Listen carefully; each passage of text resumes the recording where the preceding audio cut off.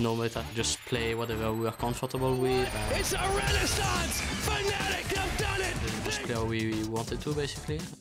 We still have issues. We only played one style. Cannot get onto Max, though it's an ace for the Misfits as Rocket fall to the winds. We are better mechanic than other LCS teams. Their attention over to Shape as Llama Bear takes a bite out of his health bar. Strategy didn't change. We will try to look for team fight, show more fun to the audience. I want to join LCS for sure, and I just didn't know which team. It's a turnaround though. Slice have got more. They've got another. Onto Cabochon. Joko, run for your life. They didn't have the best performance last split. I believe it can change.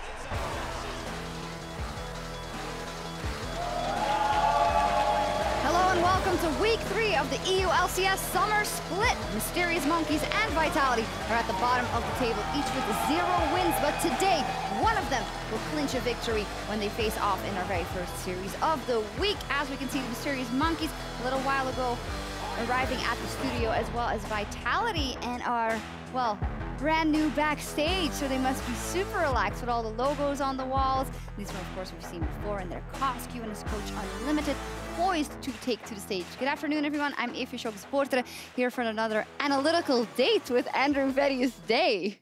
We're going to be looking at all the fun League of Legends that will be happening today, and people can enjoy it.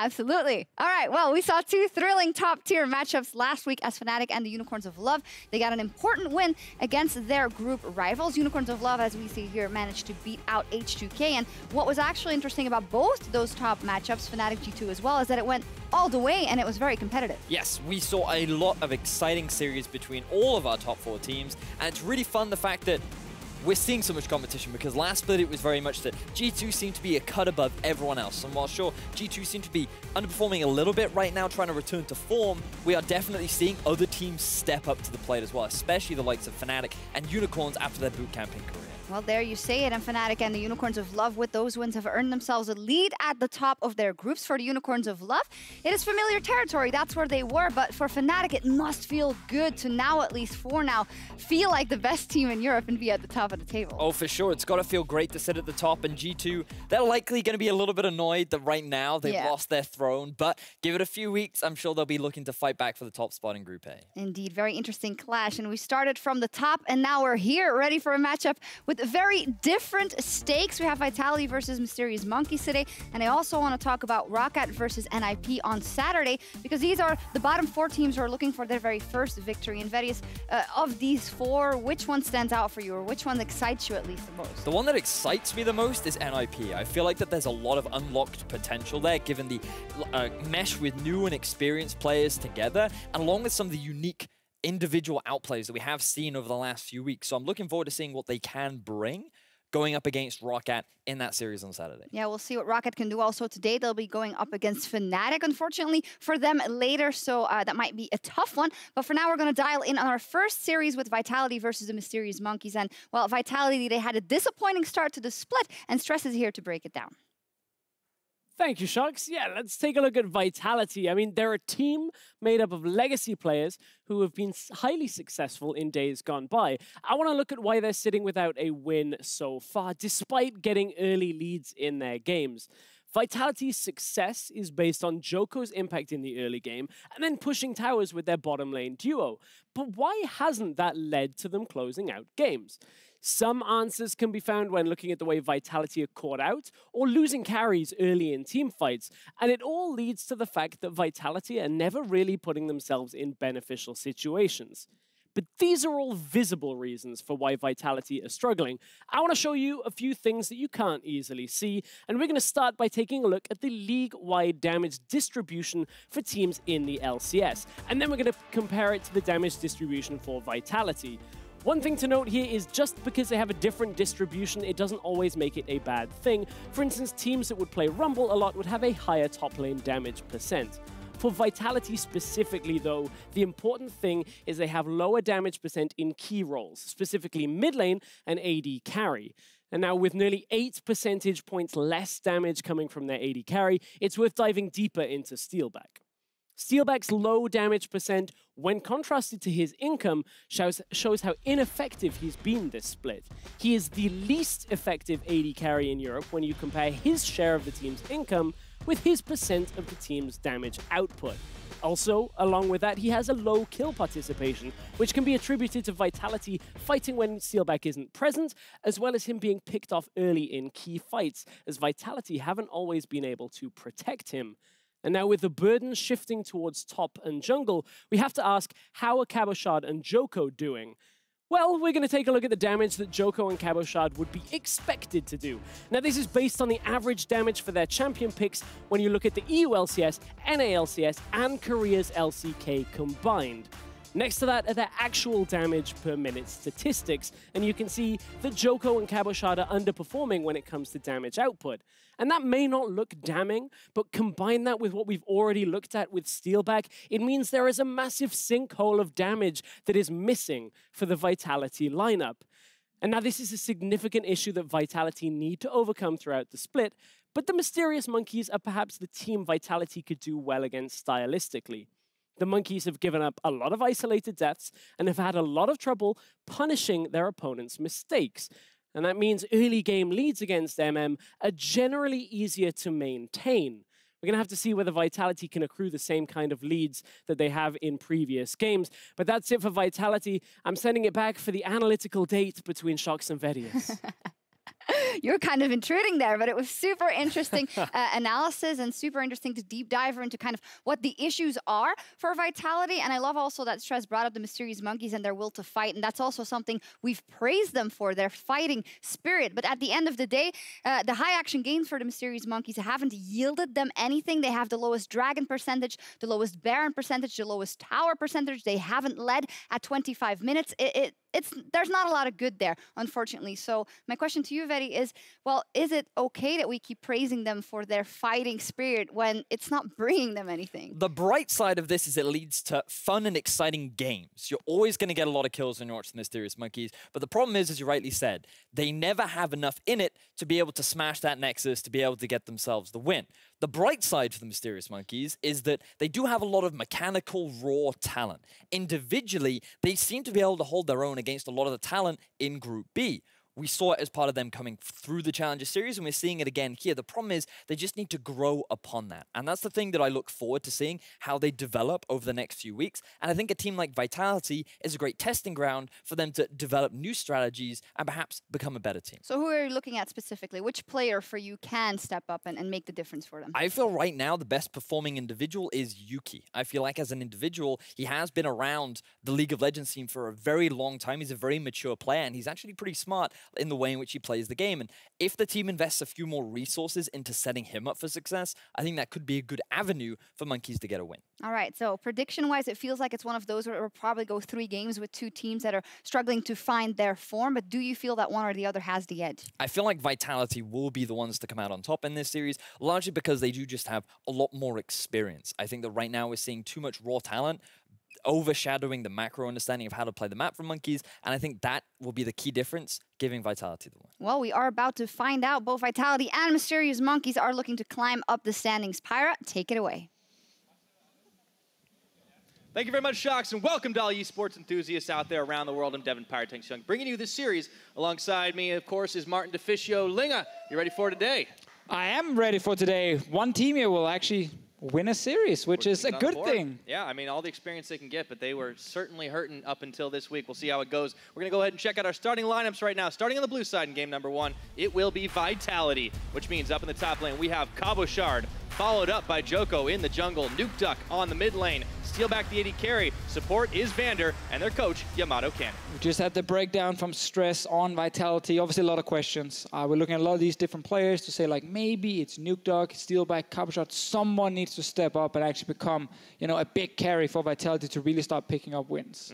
But another team that's definitely been struggling needs to find a hero as well. On the other side of the rift, it is the Mysterious Monkeys, which means in the top lane, it is Jisoo. Llama Bear will be their jungler. KazQ, the mid laner. ADC is Yuki60. Support is Dreams, and their coach is Unlimited. Yeah, and we had a lot of questions about Vitality. I think we have even more about Mysterious Monkeys. You don't even know where to begin asking the questions, though, right? Yeah. You got to start formulating the words with these guys. It's really difficult because, again, we heard Dreams in the opening feature say, we just want to keep playing team fights and we want to keep playing fun games for the audience. But the kind of, all-in fighting strategy has not been working so far. As we highlighted before, they've not won a series, they've not won a game. Yes. Same for Vitality, funny enough. They're actually 0-4 and 0-6 so far. But someone, guys, will win the first game. Well, we'll certainly find out who it's going to be as we enter pick and ban. It's Vitality starting off with the bans. It's Galio and Elise. Mysterious Monkeys have banned away the Zac. No surprises there. Standard so far. Vitality not been huge on Galio. Rakan from Mysterious Monkeys, same as last week. I actually think Rakan is getting better and better as a pick, even without Xayah. I think as soon as you would like Started Kalista. to see him come up a little bit more without. Yeah, exactly. I think actually Rakan is super good. So Twitch being removed, Pyra. This is a big one right now. It's been Yuki's most played champion. He's had a lot of success on it relative to what the team's been able to do. Followed up by a Thresh ban. That means Kha'Zix's insta-lock and loaded for Joko. Oh, interesting. So Syndra is open right now. Kennen is also available for the Mysterious Monkeys. Xayah, obviously, also open, but she's good, but less valuable when Rakan has already been removed, but she's still an option to take. Well, Yuki has only played one other champion in the split so far. It was Varus, but this time he gets his hands on the Ashe. So one of the narratives, for in-game that I wanted to talk about was how some teams in Europe are not making it easier for themselves to pick up early wins because they draft very little engage. But I like the fact now that Mysterious Monkeys already in the first pick and ban phase actually lock in the Ashe. A pick that's not been huge in Europe so far. Kind of weird, but I think a lot of the AD carries, they're like, give me Twitch, I can carry. Not necessary. Yeah. Pick an Ashe, get a much easier tool to engage with, and then try and use that to force team fights. Absolutely, but range is going to get close on matched as the Caitlyn and now the Braum is going to be locked in on Vitality's side, so they rounded out. Fairly strong bottom lane. Let's see what Monkeys want to answer with on their last pick of this first phase. I mean, if Monkeys pick a range support here, they have a winning bot lane against the Caitlyn, which is really good because Caitlyn's mid game is still extremely weak.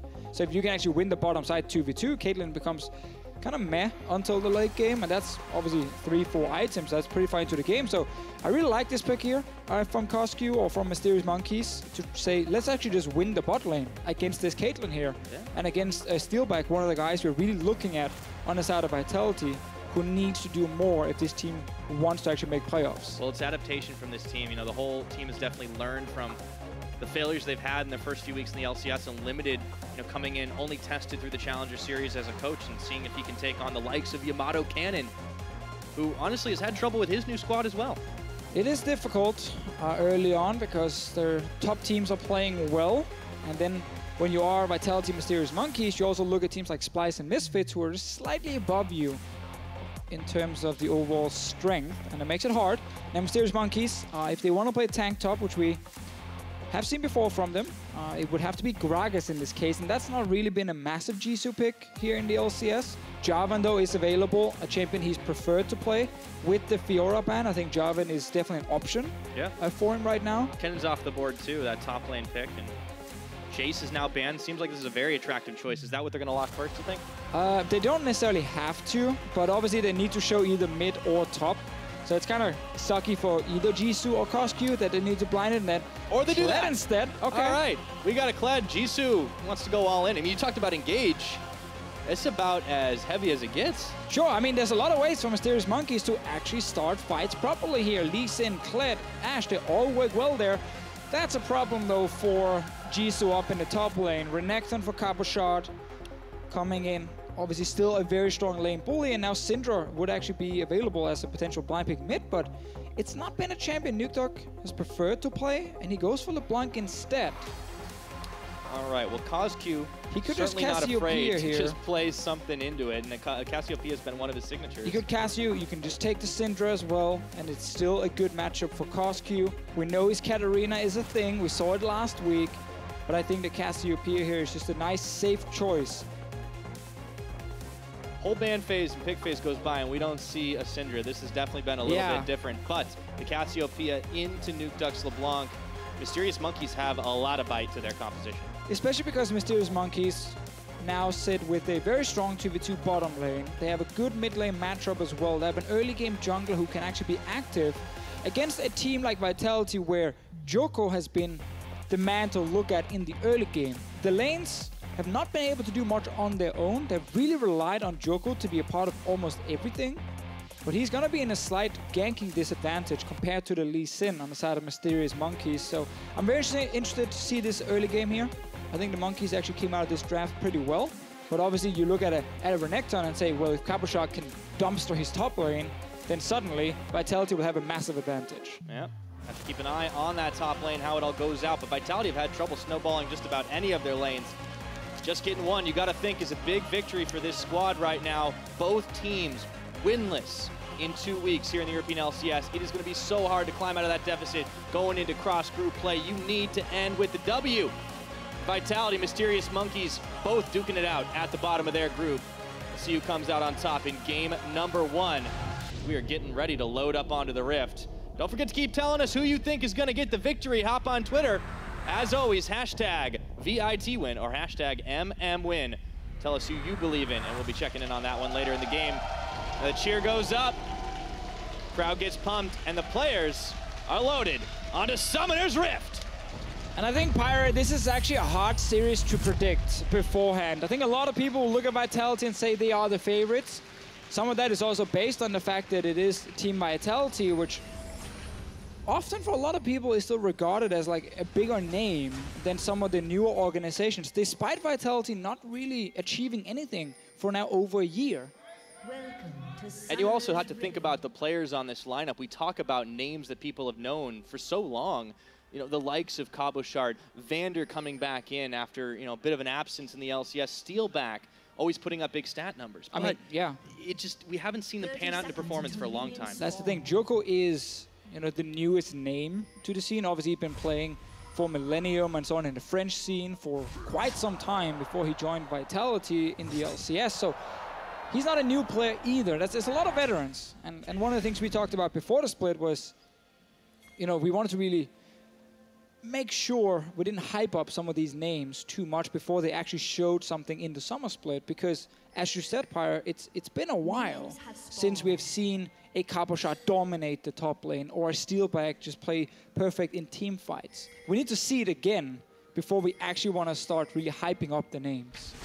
Against the Monkeys, this might be the best chance they're going to get, but we'll have to wait a little while. Unfortunately, pause comes in.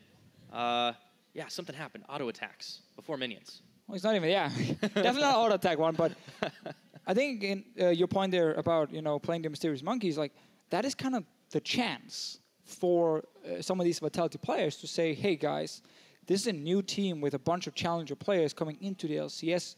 We need to show that we are better than they are and that we can actually get the upper hand, especially in the 1v1s, but also as a team. Because that's kind of the thing when you are the old god and you've been in the LCS for such a long time, you never want to lose to the new kids coming in, especially a team like Mysterious Monkeys where they've been struggling so far, but at the same time, that means all the pressure is on Vitality.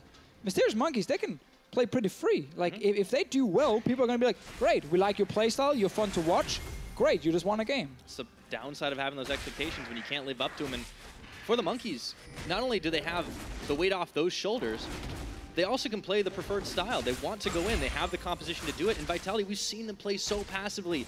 It's so contradictory to their name, too. I mean, sometimes their play, it feels like a dead fish. Well, mid lane, we see the Snake go very aggressive against Nuke Duck. Obviously, level 1 Cassiopeia. The skill is how fast can you click the E button. But the Doran's shield, to be able to heal up some of that. Nuke Duck.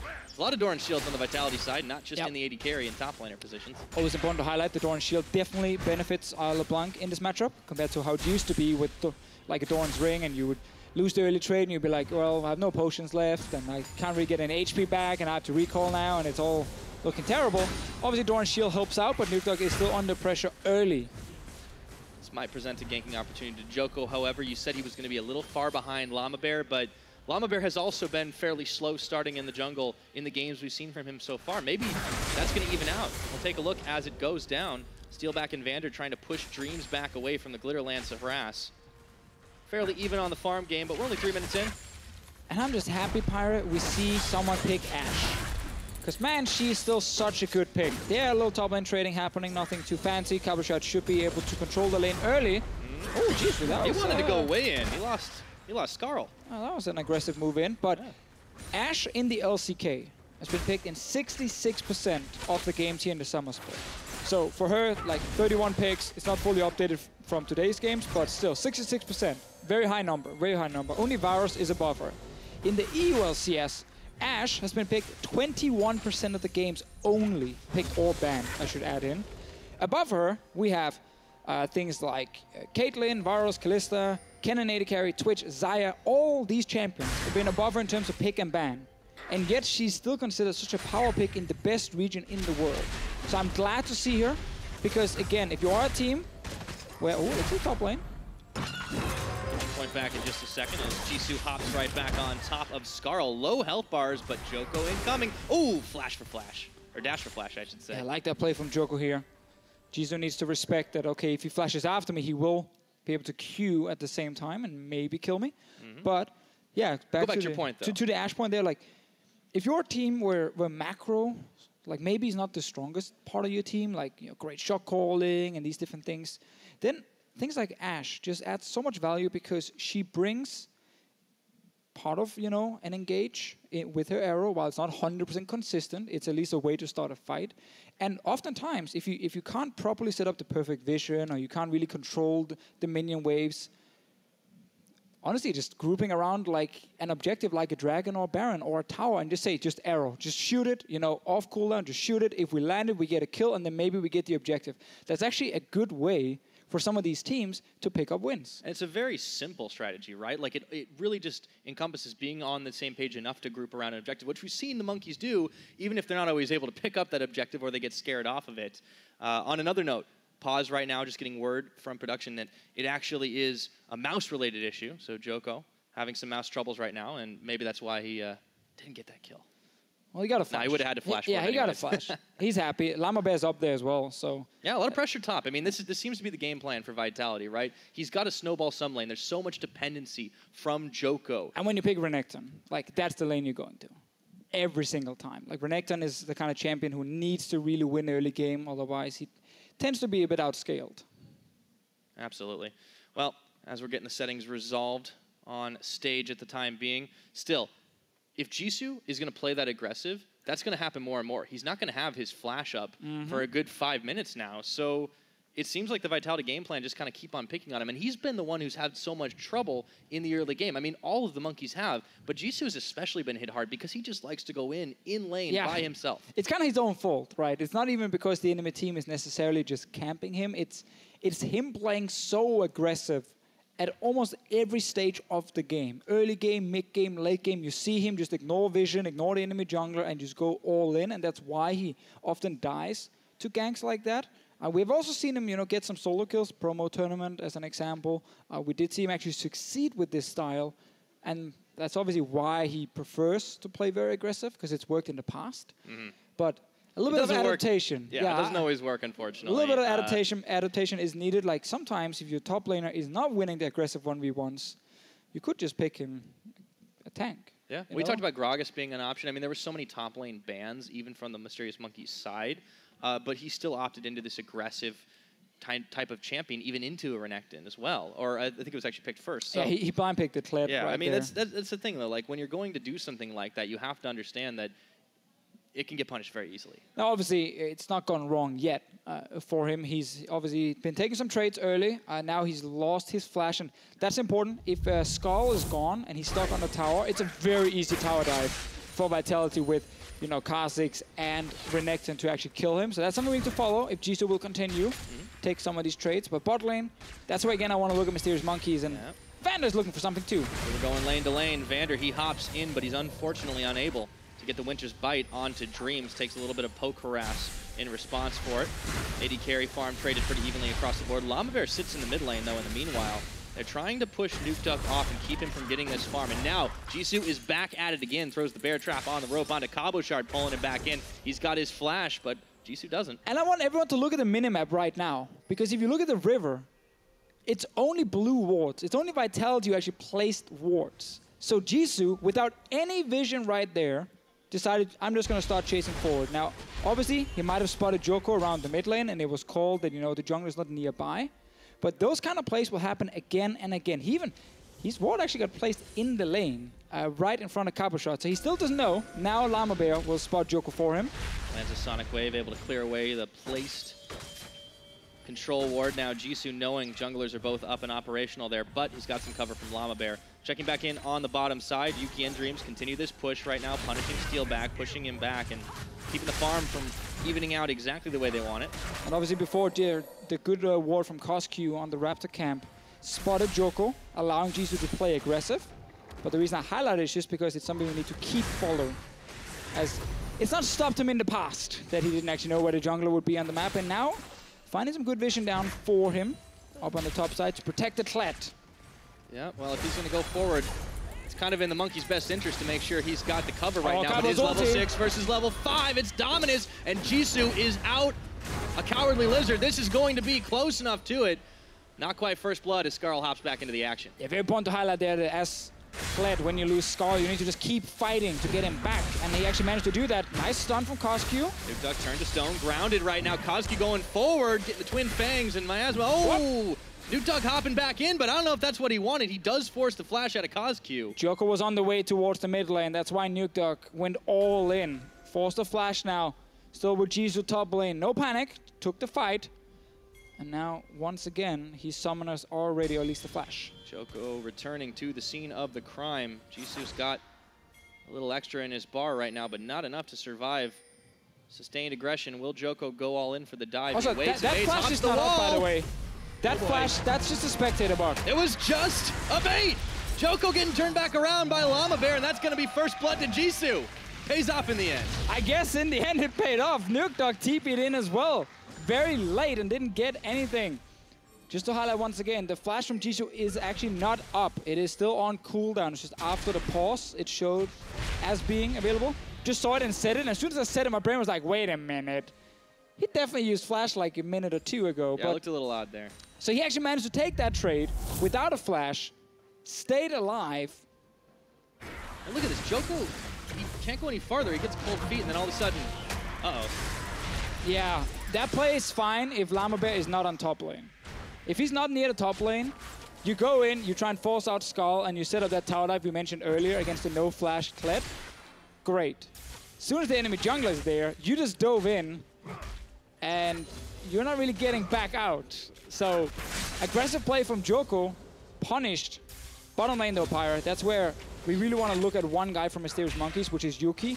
And now a lot of his numbers obviously come from him playing Twitch, which was banned away by Vitality in the first phase. But I actually think he's been the best performing member on Mysterious Monkeys, especially in team fights. Yeah. That's where we've really seen him shine. It hasn't come out of his laning phase, that's for sure, but a lot of that is he's picking these champions like Twitch. They're going to shine outside of that in the team fights where he can open up. But on this Ashe, you know, as you said, it's kind of a key initiation tool. It can still output a lot of damage. In Yuki's hands, this could definitely be the difference maker. But obviously the fact that his laning phase has not looked that great in the past is something we got to judge in this game when he's playing the Ashe Lulu. And it is currently dead even in CS once he actually picks up the few minions just around him, meaning that Mysterious Monkey is not being able to get an advantage on the bottom side yet, and top lane is going in favor of Vitality due to some of the ganks. Even with Jisoo getting a kill, it's Cabo Shard with the pressure, with the CS lead, and we might see a return gank against the Klett. Very possible, but Jisoo's got some faster shoes on here now. Nuke Duck looking to go in onto CosQ. Flashless, the Llama Bear is there. Joko and Cabo Shard, they aren't able to follow through on that one, but they were sniffing for it in the river. CosQ playing it cool right now. Last week, fell a bit behind early game. Actually said on Twitter that there was some tilt involved after things kind of went wrong. It went downhill. Not that surprising to hear, to be honest. Yeah. CosQ is still very much adjusting the LCS stage, even though he has extensive history in Challenger. It's a different caliber of player here. It was a rough week for him, and we want to obviously see him bounce back. We know he is a skilled player, but it's been hard. The European mid laners are very strong here in the LCS, and obviously CosQ not really been able to dominate any games yet. And he's still got something to prove, that's for sure. Let's see what CosQ can get done here. As 10 minutes tick on the clock, the Rift Herald is going to spawn up and available. Although pressure still in favor of Vitality. You can see Llama Bear hanging around this mid lane means that CosQ can't get jumped on as easily by Nukeduck. Bot lane as well. Everything kind of looking like a fight might happen. They're just kind of poking at each other a little bit, and then everyone backs away. We're kind of waiting for the junglers to join in once again, but Joko, after that failed attempt in top lane, no flash, already died once, and you don't want to fall behind on a Kha'Zix because then you are not a very useful pick. No, certainly not. We've seen a lot of Kha'Zixes not be able to do a whole lot when the rest of their team has fallen further and further behind. But it's just going to be the landing phase for a little while as the LeBlanc clone tries to scare away Yuki and Dreams, but they aren't having any of it. Llama Bear's everywhere right now. Ash Arrow comes on in, they find Vander, and that shield doesn't look too unbreakable. They're gonna knock him up and pinball him away as Yuki claims the kill. That's why I love Ash. Like, things like this, where either you get a flash or you get a kill from Vander. As soon as Vander steps forward, you can just engage. Here we go, flipping the switch right now. CosQ, he tries to get the stun off, but in the end, he's gonna have to cleanse away from the root.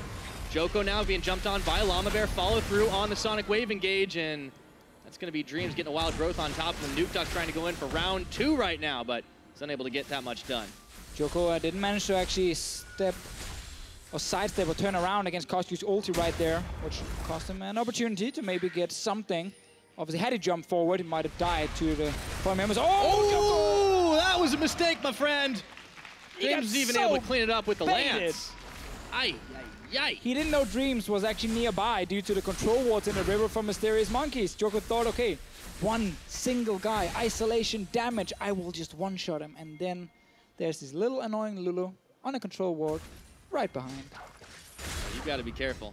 Never know when Lulu's going to be there to back up the jungler. A lot of wards, though, placed for Mysterious Monkeys in this bottom riverside. They have a lot cleared up, as you were saying.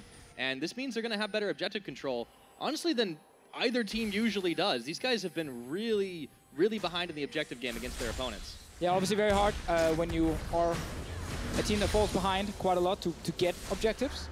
But as you can see here on your screen down the bottom, guys, Mysterious Monkeys are last in all of them, and Vitality is second last. And let's be real, though. We did talk about Mysterious Monkeys having a real hard time of it with the early schedule, but then facing off against Splice, okay, maybe you should have had a little bit better there, but this is the chance. Yeah, because in that Unicorns, H2K, you know, that's the thing.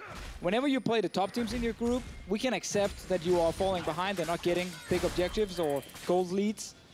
When you then play the other bottom teams, you got to really show something. Let's see top lane now. Llama Bear's here. Kabashard wanted to take the 1v1, but he has to flash the wall, and Jisoo goes to charging with Llama Bear right behind him. They get the kickback away from the tower. And looks like they're going to rock the croc. Jisoo gets the kill credit. Nukeduck going back in right now, but he's jumped into 2. The chains are on. Sonic Wave is not going to connect, and Nukeduck will finish off the charge. Jisoo following through, but Joko is there to taste his fear. Isolation damage, and that's a double kill for Nukeduck. Nukeduck getting some early kills. We saw the same last week on his Fizz, and I actually felt like he played pretty well. He's the man we're looking at on the side of Vitality to try and get them through this early game here. I like what Llama Bear is doing, though, on Lee Sin, and how he's actually playing with these solo laners, especially.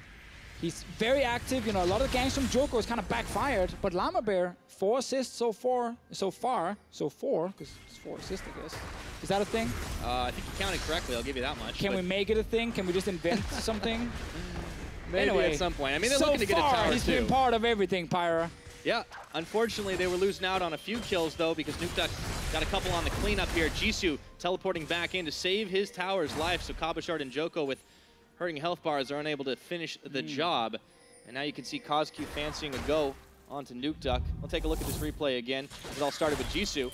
in a 1v1 with Cabochard. I love the play here from Jisoo. You know, as soon as Cabo flashes over, he used ulti to actually get over the wall onto Cabochard because he's so close that it would automatically just activate on the Renekton. He doesn't have to like kind of run around the wall because again, he's doing it right next to Cabochard.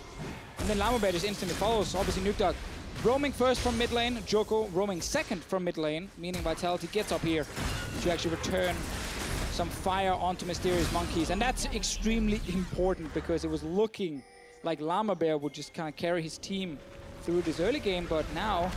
Oh, baby! Llama on the last second was able to stop Joko's back. That would have been sick if he got that kill. Didn't get to use ulti.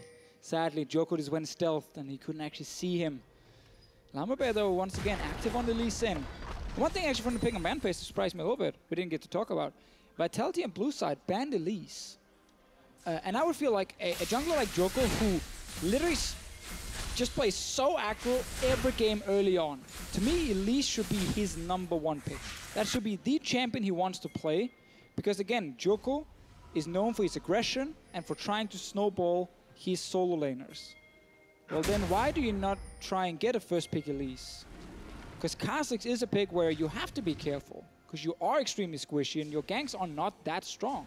This actually backfired a few times in this game, just obviously as a very quick recent example. But that was something that stood out to me. Maybe he doesn't prefer the style of Elise, but if you are an early game focused jungler, which he is, go for it. Kind of something you want to have in your champion pool if you do want to play that style. And you know, it could be punishing him in the long run. Joko has tried for a couple of gank attempts. Not been the most success compared to what Llama has been able to bring, but you know, 16 minutes into this game, it's not translated into a huge gold lead, right? Mysterious Monkeys, they've got 600 ahead of their opponents. That is mostly off the kills and maybe a little bit off CS. However, Steelback is actually 20 CS up on Yuki right now. Yeah, that's obviously a bit of a problem for Yuki down the bottom lane, but the fact he is playing Ashe and he can still just use his engage tools to be useful is good for him, because there's enough damage on the rest of the team. When you have Cassiopeia, you have Kled, you have Lee Sin. Now, funny enough, for Mysterious Monkeys, the fact they're actually not that far behind is a very, very positive thing, because so far in the EULCS, as a team, they're on average down 3,000 gold at 15 minutes. Now, obviously, it's been 6 losses, so it's natural you fall behind, but 3,000 gold on average. That means there's been games where you've been down more than that. We've seen the Mysterious Monkeys have good games, but you're right, it has all been losses so far for these guys, so they're just getting snowballed on more often than not. However, in this particular situation, they didn't take the greatest of trades, despite the fact that they were relatively even. They gave up a tower. They can't claim the Rift Herald buff, though. So that's a little bit of a help for the Monkeys as they come charging on in. If we can't get it, you can't get it, no one gets it. Nobody's happy to fish but Joko, he can sneak in with his ulti. Try and snap it. He's still up there. Jesus guarding. He's still up there. Jesus is sitting on it, protecting it. He's going to keep throwing the bear traps. Oh, Joko, get in there with the stealth. It's only Jisoo. Oh, no, he's on his way. He's on his way. He couldn't be waiting this long. Oh. And here comes Jisoo. Charging on in. Joko goes stealth, and Jisoo goes out. And this is gone now. Yeah. No one gets the Rift Herald today, Pyra. What a sad day. I like the protection from Mysterious Monkeys. Cabochard, he wasn't actually near the top lane. Try to make something happen bottom side. Oh, insta-flash. Coscue's been really jumpy this game. Good reason, though. I mean, there was a croc coming straight for him. Yeah, I guess either you flash now, you take some damage, and then you flash. Might as well just flash instantly. That's what you do, right? See a croc coming straight for you? Yeah, I would probably just, if I could actually flash over a wall, F instantly. I would definitely. Probably wouldn't work in real life, and I'll just kind of stand there, look into the wall, and then I'd be pretty screwed. That's a good thing. Luckily, there's no crocs in Berlin, yeah. from my understanding at least. I haven't seen one either, personally. But have you been swimming around the rivers? Definitely not. So, you never know, I'm not mate. saying I've checked everywhere. I'm just not going looking. The Berlin crocodile. The only one I see is on the Rift right now. With Cabochard, despite the fact that he's been trying to bully, you know, he's the one who's down a death compared to Jisoo, who's been able to pick up a couple of kills here and there. Out of the laning phase, this looks good. He's on a mission, Pyra. Yeah, he's been looking good as well. Looking for a Nuke Duck, waiting and baiting, seeing if he can grab him in the brush, but curses. It's not over. It's not over. It's not over. It's over. No, it's not over. It's like, whoa! All of a sudden, it blows right on up as Coscue gets stopped for a second, is able to cleanse and flash his way to safety. He already flashed, excuse me. Cabochard Looking to go back in once more. Nuke Duck trying to get the assassination off. He's really been hunting after those couple of kills, a little emboldened. See if they can get the charge on, but all the focus on the mid lane is for naught right now. Mysterious Monkeys have been able to mobilize quick enough. We just want to see Vitality return to this mid lane now with no flash, no claims from Koski, and you have LeBlanc, one of the best mages at setting up ganks, because you use distortion in their face, use your chains, and then suddenly this guy is not getting away. Joko is around, Vanda is around. We might see 3 flashes for this 1 kill into maybe a mid tower, and see they're looking for bot lane suddenly, but that actually is good. That's good for Mysterious Monkeys. They can actually fight here. Joko Vanda going a little deep here, get some vision down, and now they're on mid lane. Want to note as well, Cabochard with TP. No TP and Jisoo. They start with some damage mid. Bot lane tower going down as well. 2 steelbacks. So right now Vitality using the TP advantage and the fact that Koski sits without summoners to control mid lane, which forces Mysterious Monkeys to respect the fact that multiple guys can roam down to the bottom lane with the TP, so they have to back off bot lane as well. And back up mid too. Yeah, they back up mid, and a lot of lanes are being pushed in by Vitality due to, once again, Koski and the TP advantage. All right, 20 minutes in. A few attempts by Vitality to try and break down the door in the mid lane, but while it's all happened, they've been managing to get towers top, get towers bottom. Jisoo is looking to answer on the top lane himself. The Monkeys, they've just not been able to get quite so many objectives, and this is costing them in the gold game. You can see Vitality investing fully into the 1v1 with their composition. Static Shift Caitlyn completed. That is if you don't feel like you have enough wave clear already, because obviously when you queue through the wave and you don't fully one-shot them, and then suddenly you have to start clicking on the minions to actually last hit them. Much easier to just static shift proc on the first one, then queue through. Why waste mana if you don't have to? Yeah, job's done. Yeah, just build the charge. Doesn't waste time, you can move away faster as well. Now, I personally prefer rapid fire cannon on Caitlyn or PD. However, I get the value in the static shift from Steelback, because his job, this is every AD carry's dream. His job is to sit mid lane and shoot minions. If he ever leaves the mid lane, his team might yell at him for saying, why are you not holding mid? That's a boring dream, dude. For some players, that is the dream. Because now it's all about Joko, Cabochard, and Nuke Duck winning, you know, the 2 side lanes, and the roaming Kha'Zix who finds the guy who's split up from Mysterious Monkeys for the 1v1 isolation damage Pyra, while Steelback he's pushing minions. I don't think that's every AD carry's dream. What about the Vayne players? Name one AD carry who wouldn't like that. Double it? Maybe. Have you asked him? No. See? Good point. There you go. I haven't asked. Can't prove me wrong. Yeah. I mean, I'm an AD carry main. I don't like that. Are you? I thought you played like Singe top lane. Ah, it's only when I don't get my main. Oh, I didn't know. That's not here nor there. Vitality are taking control of this river right now, and this is a good time to do it. Infernal Drake's about to spawn up, and even though Monkeys managed to get the first dragon, it was a lot of trade for it. It looks like that might go the way of Vitality this time around as Jisoo and Nuke Duck take the places down in the bottom. Obviously, if you are Mysterious Monkeys, you need Jisoo on the bottom side if you want to fight for this Drake, this Infernal Drake coming up. Otherwise, you can't really join the team fast enough. So they're investing everything bot lane, meaning they will lose the top lane push. Cabochard will be able to push in that wave and get some pressure for Vitality, but they're starting it straight away, Pyra here. There we go. Looks like we're going to be fighting over the Drake right now. Monkeys have the advanced position, but there's always a steal attempt possible. No, Joko does not get in time. Monkeys are able to stay together, grab themselves the objective, and get out. Well, Vitality needs to at least get a mid tower. They even used TP right there. And I get it. Ash Arrow, though. Ash Arrow. Gonna land on to Cabochard, and now they go with charging in. Jisoo wants to take the fight. Wild Growth is on, looking for Cabochard. Koski is able to get a massive ultimate off, and it sends Vitality reeling. Steelback able to limp away just barely. No one's gone down in this fight, but the Monkeys defend, and they push Vitality back. Yeah, Vitality, you have the pressure in so many lanes. You have double TP, and yet you allow the Mysterious Monkeys to rush down an Infernal Drake. That might be more. Baron, that's risky, though. Yeah, it is. Jisoo's at half his health bar, but look at how fast they're churning through this Baron, and in comes Vitality. Joko around the backside. Can they spot him? Can they stop him? This is gonna be messy. In comes Llama Bear. The spike goes down. It's stolen away by Joko, and now it's time to clean up. It looks like Mysterious Monkeys, they looked like they were getting the bad end of that one, and it is oh so true. Steelback comes in for some cleanup, and with the help of Cabochard and Nuke Duck, Jisoo is going absolutely nowhere. Big swing for Vitality there. I guess if you can't react fast enough yourself to stop a Drake, you can just rely on the enemy team rushing an early Baron with only one guy back in base. Oh, That hurts. That obviously hurts, the fact that Joker can go in and get the steal, but the play in itself, when you have Cassiopeia, I don't actually mind you trying to rush down Baron if you have maybe forced at least one other guy back towards the base. It was just one player from Vitality out of the actual fight. The rest still around. That's the second time we've seen a big Baron mistake on a Mysterious Monkeys that I remember recent memory. The first time they were on it, they could have done it. They backed away, got cold feet. This time they committed. They could have taken that fight. Very true, but we also have to remember, even if Mysterious Monkeys get the Baron, they still lose the fight right after. So in that sense, it becomes almost a lose-lose situation for Mysterious Monkeys, because it doesn't matter if you get a Baron and then 4 members, or maybe even 5, die right after. It's still an advantage to the other team.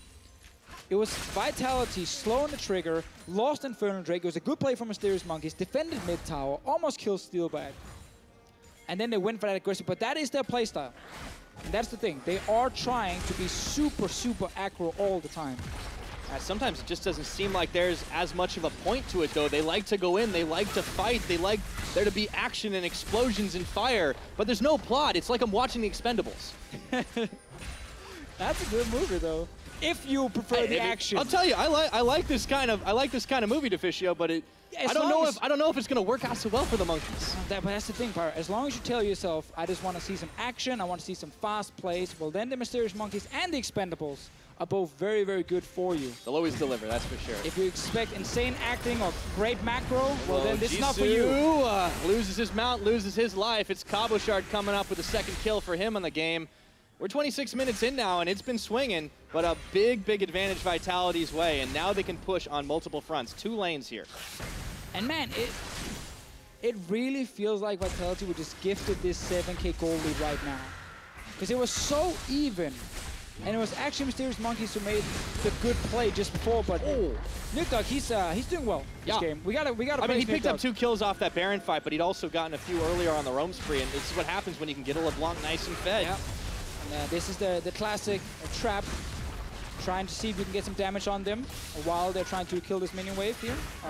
Vitality seems like they might just back away here, but it's also like the kind of game where, you know, every split, I feel like, Pyro, we as a casting team, we sit down and we say, is this the year of Nukdog?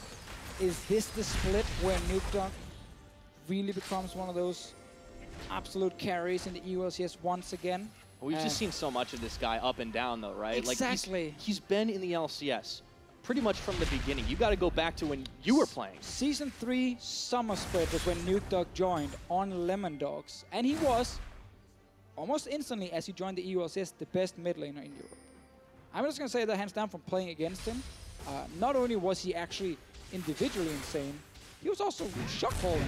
Like, mentioned the entire team in game. It was actually very impressive when you played against Nukdog.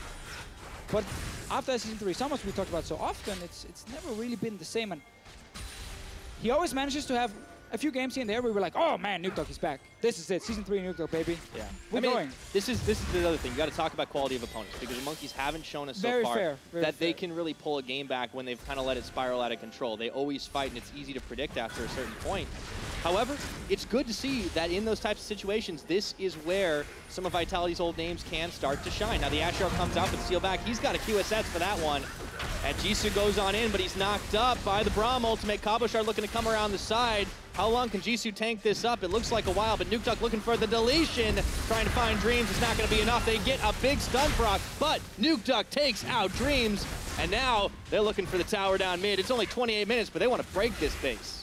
Once again, Vitality getting that Baron is now giving them massive lead. Oh, it's Cabochard coming in. Steelback able to clean up 2 off the back. That's a quick double kill. And the base is wide on open. Make that a triple, 28.5, and we got inhibitors. Well, they might be going for more here, Pyro, because you got quite some time on Koskyu, Yuki, Jisoo, and Vitality going straight for Nexus. You don't think about death timers being this long at this point in the game, but when you just get the kill right before you break into the base, this might be all she wrote. Vitality, they have had a big old drought here in the EULCS, but that ends right here, right now, in under 30 minutes. Down goes the Nexus, and they are 1-0 up.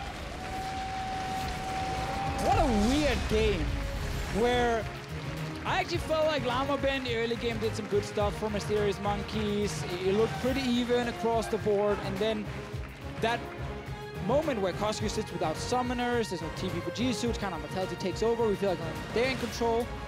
Randomly, they're too late for an Infernal Drake, they TP'd in and then kind of didn't really do anything, and 30 seconds later, they kill 5 members and get Baron, and then they win the game off that. Yeah, the tempo seemed like it really was driven by the Mysterious Monkeys, but the problem was they fell out of step, and that man on your screen, Nukeduck, that was all he needed to start picking off targets. Yeah, Nukeduck, very good game from him, getting kills early and then using them after as well to obviously get even more, but yeah, Mysterious Monkeys, like, constant all-in aggression. At this level here, it's really hard to consistently try and do it, and when you then rush that Baron, there's no way out. You're gonna have to try and get the Baron and then try and win the fight in a massive disadvantage because you're stuck in that Baron pit. But this was a bit different of a Monkeys game. I mean, we'd normally seen one of two things happen, and for the most part, it was Monkeys getting just kind of rolled over in the landing phase. Very true. And trying to fight it out. However, this time around, it just came down to one big throw. Now, Vitality have struck first in the hunt for their elusive victory. Let's check back in with Shox and VETI for more. Very much Pyra. Yes, indeed, Vitality, they have a win on the board, and well, we're going to have to see if they can turn that in to a series win. And in the beginning of the game, what we usually praise Vitality for, if anything, is that they had power in the early game, that they try and look for those first bloods, but it was the Mysterious Monkeys who had a solid plan. Yes. What I really want to highlight with this first blood play is the lack of communication that you have with Vitality. So you can see this vision that Vitality have set up in the early game, right? This is the amount of control that they have, and they can see where Jisoo is, because Vitality, they want to get Cabochard snowballing, they want to shut down the Kled. Coming to this early gank top not only is a very classic Vitality move, but is also the correct play, because you start getting control over the top side of the map. And if we just keep rolling out the clip, what you'll see is Jisoo has an inkling that this play is about to happen, but he doesn't know exactly where Joker is going to be coming from. So he wants to move down to the bottom side of the map. Llama Bear is hanging around as well, and just watch where he puts this ward, right? This is a bad ward because he has vision of the river, and he's got vision in the anticipation that Joko is walking up, but he has no idea of what's going on inside this brush. He has no information whatsoever for Joko, so he is fully in control. All he needs to do is wait for the Crocodile to push up top, and then he can come instead. Without any knowledge of where Llama Bear is, and without the support of his top laner, he goes for a solo play, which ends up giving away first blood. And this just demonstrates the sheer lack of communication that is happening between the rest of Vitality, because the simple play is wait. Just wait for Cabochard to come up. You have TP, you have everything ready to secure yourself that first blood play, and instead he goes to the solo and he ends up giving it away. All right, one question though, if I was a top laner and I don't really know where the jungler is, and I think he might be in the bush, by process of elimination, don't I just try and put the ward in the safe spot? Yeah, you should. Like, yeah, again, okay. like this was, I want to highlight that was a bad ward from Jisoo, and that ward ended up saving Llama Bear later on as well, right? Yeah. So like, for Jisoo, he should have just warded that Tribush. Oh, I was making the point that I would be afraid to ward the Tribush because I have an inkling that the jungler is already there and I would straight up die. So by process of elimination, I just choose to put it in a safe place, and I know that he might be there. No, I've had just too much thinking about the warding process. Yeah. Yeah. All right. Well, moving on then. It wasn't a good start, obviously, for Vitality. And then I started to think, oh, no. Usually when they have a lead, they don't manage to close it out. So how will they be able to fight back in this game? And the Mysterious Monkeys, they showed a lot of that fighting spirit throughout the game. They were able to show to choose their fights, so to say. But sadly for them, it didn't yield them objectives. The great thing about Mysterious Monkeys is this composition is perfect for their style, where they can force fights wherever. They know LeBlanc is in the bottom lane, and they think they can do a lot of damage before the LeBlanc even arrives, and that's exactly what happens. Now, in this situation, the optimal play is to actually either get vision around the Baron area, go for a top tier 1, go for a mid tier 1. There's still a lot of easy objectives for them to take. Instead, Mysterious Monkeys go for a Baron without any kind of proper vision setup. Not only does that allow Joko to come in from the flank, but it also allows the rest of Vitality to just cut Mysterious Monkeys off. They're too tunneled on this Baron, even in a 4 versus 5, when they had so many options available to them. And this just demonstrates, again, the lack of experience and the lack of understanding of how to play around these objectives for Mysterious Monkeys. Yeah, and that's also the reason that they've only gotten one one Baron in all the series preceding this, and I thought, yes, they are going to double their number, but this is also exactly showing what kind of is the problem. Maybe running before they can walk, before setting up the proper vision to get where they want to be. But on the side of Vitality, though, fantastic turnaround, and they capitalized on it quite quickly and had a huge goal too. Yeah, I'm definitely being super critical of both teams right now, but it's also, the reason for it is because for both these teams, you want to be getting points on the board. You're now at the bottom of the group, and you need to be trying to beat these other teams if you want to stay ahead of the curve. And right now, both these teams are making such big mistakes that the other team could capitalize on, that they're missing opportunities to do so. And I think it's important to highlight these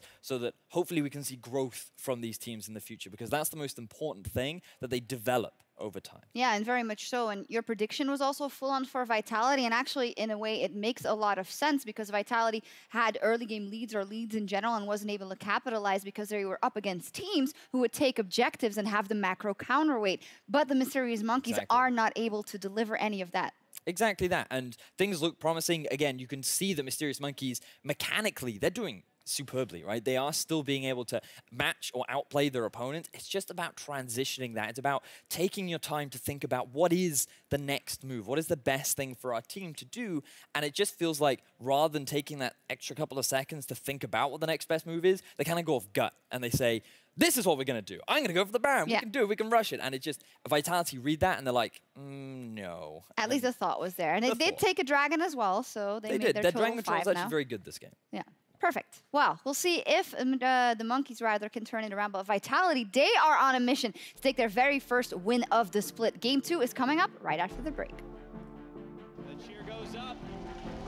Crowd gets pumped, and the players are loaded onto Summoner's Rift. Can they spot him? Can they stop him? This is gonna be messy. In comes Llama Bear. The spike goes down. It's stolen away by Joko. And now it's time to clean up. Once again, Vitality getting that Baron is now giving them massive The Coscu. lead. Oh, it's Cabo Shark coming in. Steelback able to clean up 2 off the back. That's a quick double kill. And the base is wide on open. Make that a triple. Vitality, they have had a big old drought here in the EULCS, but that ends right here, right now, in under 30 minutes. Down goes the Nexus, and they are 1-0 up.